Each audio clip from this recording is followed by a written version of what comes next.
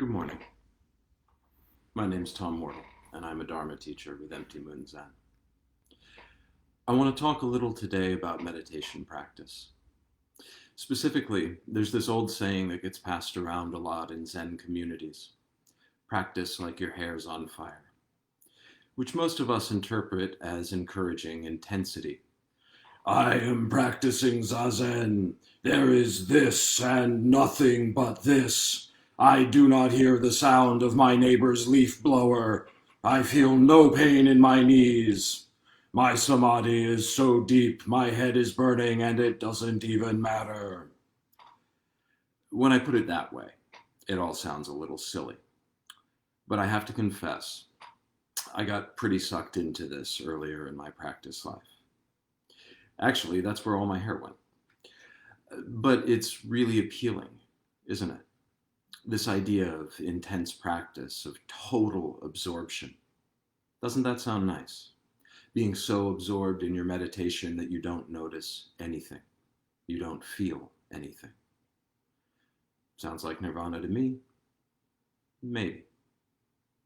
And the intensity is an important part of it. The intensity is critical, actually.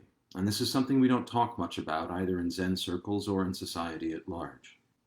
We tend to value intensity, but what really is it? What's actually going on when we experience something intensely or experience an intense emotion, whatever it is? Luckily, there's a scientific answer, and it has to do with just how stimulated our brains are by the experience. It's a combination of blood flow and the quantity of neurotransmitters floating around our synapses. Scientifically, we call this an endogenous high. That is, you're literally high on drugs, but not drugs you brought into your body from outside, but the drugs that were already embedded in your own neurons, just waiting for activation. It's a form of stimulation-seeking behavior, and this points to a very important teaching. We all seek stimulation, and you can get it from pretty much anything.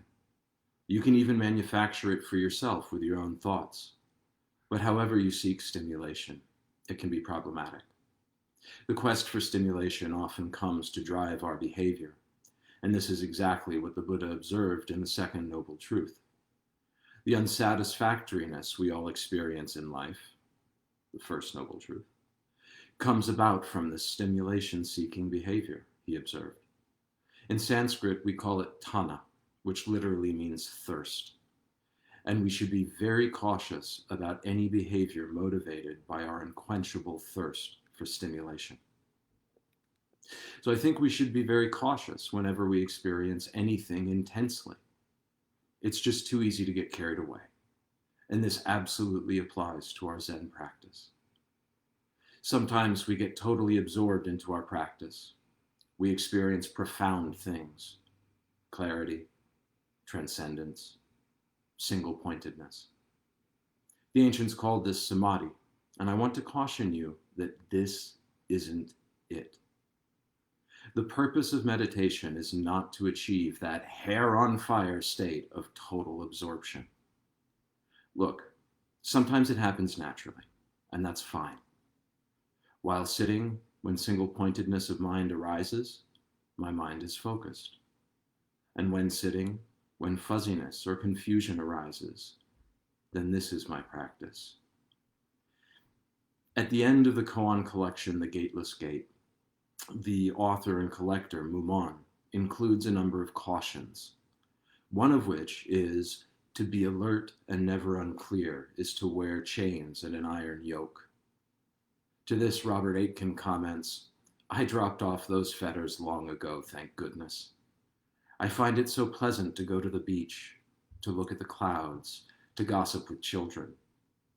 In a dim state of mind, I rise and wash.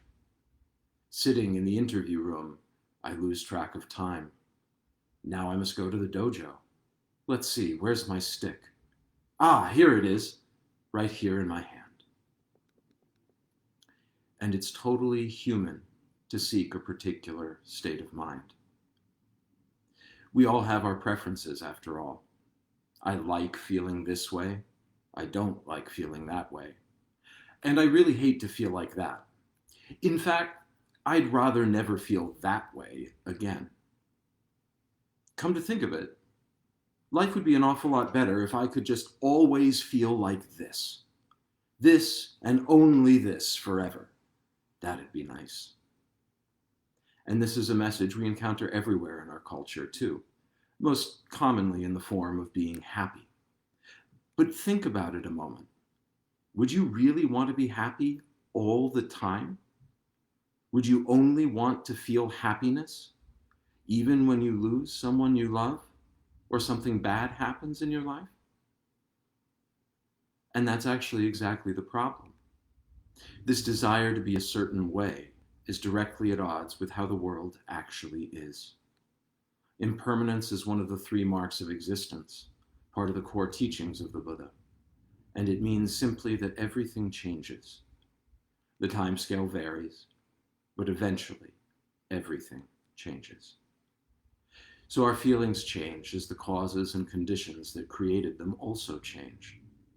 Zen practice isn't about fighting that, and it isn't about building ourselves up so much that we're no longer subject to impermanence or change, as if we could. There's actually a story from the Pali Canon about this, and it happens to be the very first Dharma talk I ever heard. I was a teenager, and I'd finally talked my mother into giving me a ride to a Zen monastery just across the border into Rhode Island. While the Sangha had their regular Sunday morning sitting, I got an introduction to meditation with a handful of other newcomers, and after instructions, we did a short sit and then rejoined the main group for the talk. I don't remember the details of the talk or the commentary in it, but I do remember the story from the Buddha's life that inspired it. It was actually about an accomplished ascetic who lived an extremely austere life in the forest and had developed some magical powers. The ascetic's powers were the result of his strict adherence to an utterly rigid regimen. Amongst other things, he only ate 3 pine needles a day. There was a village nearby, and one day when the Buddha was passing through, the villagers offered to introduce him to their local sage.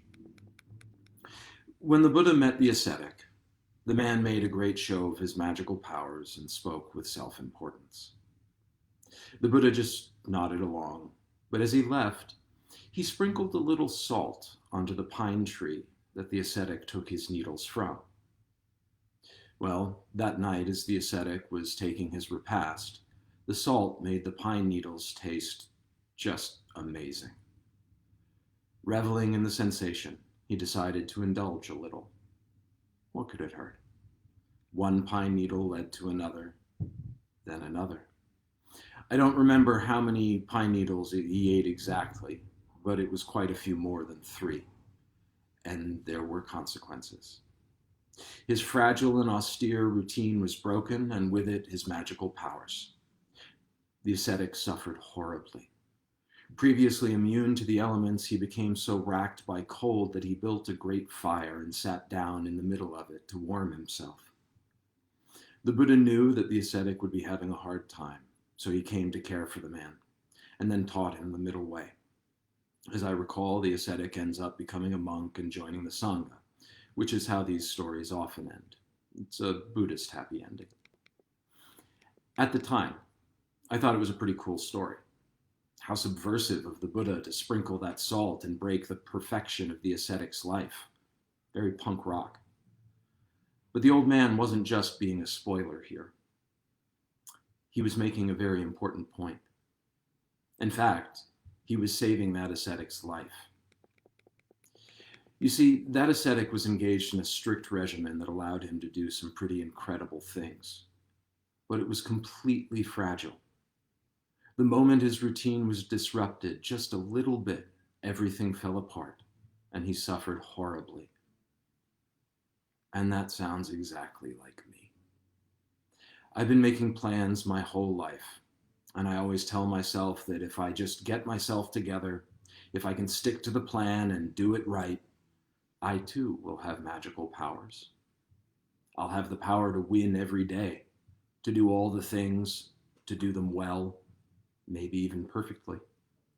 Then, in this transcendental state of discipline and productivity, I will achieve everything, and I'll never have to suffer again. And you know what? I am a total failure. I've been on this train since I was a teenager at least, and every time I failed to follow through on my perfectly constructed plans, I've suffered. And when the suffering began to pass, I would pick myself up, go back to my plans, and revise them. Ah, surely I've got it this time. Now I will be the winner of all things. And inevitably, I fall down again. And thank God, I would be insufferable if this stuff actually worked. But it couldn't possibly, and for a multitude of reasons. But I think the most important is that those plans aren't actually for me. This is me. Hi, I'm Tom. This chubby, often lazy, sometimes melancholic, sometimes misanthropic lump. The plans I make are for some other guy who just happens to share the same name. That other guy is always full of energy, always cheerful, always eager, always ready. And he bears a striking resemblance to Chris Hemsworth, by the way. Sigh. And perhaps most importantly, this super me for whom I'm always making plans and who never experiences doubt and who's never melancholy,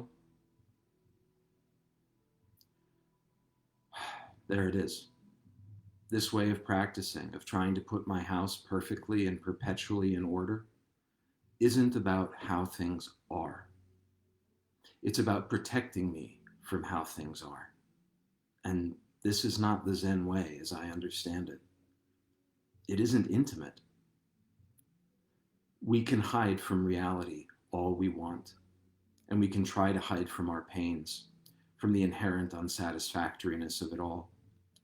But ultimately, it doesn't work. All that hair on fire intensity amounts to just trying to build the wall higher and faster, as if we could move quickly enough to keep it from falling down, quickly enough to save ourselves from our suffering. But in my experience, that just leads to more suffering. So if frenetic and frenzied intensity isn't what practicing like your hair is on fire is about, then what is it about? Well, take it literally for a moment. Be the person on the cushion. Okay, now some asshole comes up and sets your head on fire. What do you do? Really, what would you do? Ah! Get me some water! Is there really any doubt? I would run to the nearest water source and soak myself, even if that meant dunking my head in a toilet, though I'd much prefer it didn't. And so what is this? This is urgency.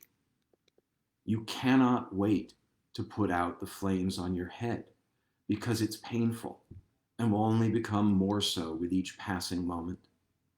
You can try to avoid it and you can try to numb it, but it keeps burning away. If you tried to stick it out by staying in samadhi, you'd burn to death. And so it is with our lives. The teaching to practice like your hair is on fire isn't about practicing intensely, because you're likely to just end up chasing that dragon and seeking certain experiences while you ignore or actively block out others. Not a good way to navigate the world. Not likely you're going to be much use to yourself or anyone else. This phrase is a teaching about urgency, about the need to get on with this work, the need to do our practice. And this is more important to understand today than ever before. This is my life, right here, right now, what's right in front of me. This is my practice. This is my practice no matter how I feel about it. There are just too many damn ways to distract myself. We all have our favorites. Intensity's good, food, drugs, TV, politics, video games, sports, literature, and a multitude of others. And sometimes I lose myself in those things. Sometimes I use them to escape the disquiet of my life for a while, in any one of an infinite number of distractions, but my fundamental predicament remains the same. This doesn't wait. The great matter doesn't wait. My life doesn't wait. And it can't stay on the cushion either. See, that's just another place you can get lost, pursuing samadhi, seeking palaces in the clouds. It's not about some all sesshin, all the time attitude. And we shouldn't fall into the trap of judging our own practice. Who's to say that deep samadhi is better than fuzzy meditation or confusion or any other state of mind? One of my very favorite cases in The Gateless Gate speaks to exactly this question of how we hold our meditation. In case 19, a monk, actually Jiao Zhou of Mu fame, asks the teacher Nanchuan, "What is the Tao?" To which Nanchuan replies, "Ordinary mind is the Tao." Jiao Zhou goes on, "Should I try to direct myself toward it?" Such an earnest question, and so wonderful he thought to ask it. Nanchuan replies, "If you try to direct yourself, you betray your own practice." And there it is. If you try to direct yourself, you betray your own practice. Leave it alone. Just leave it alone. Jiao Zhou persists. "How can I know the Tao if I don't direct myself?" Nanchuan replies, "The Tao is not subject to knowing or not knowing. Knowing is delusion. Not knowing is blankness. If you truly reach the genuine Tao, you will find it as vast and boundless as outer space. How can this be discussed at the level of affirmation and negation?" So keep it up. Keep up that practice. But maybe trade some of that intensity for some openness and some curiosity. Thank you.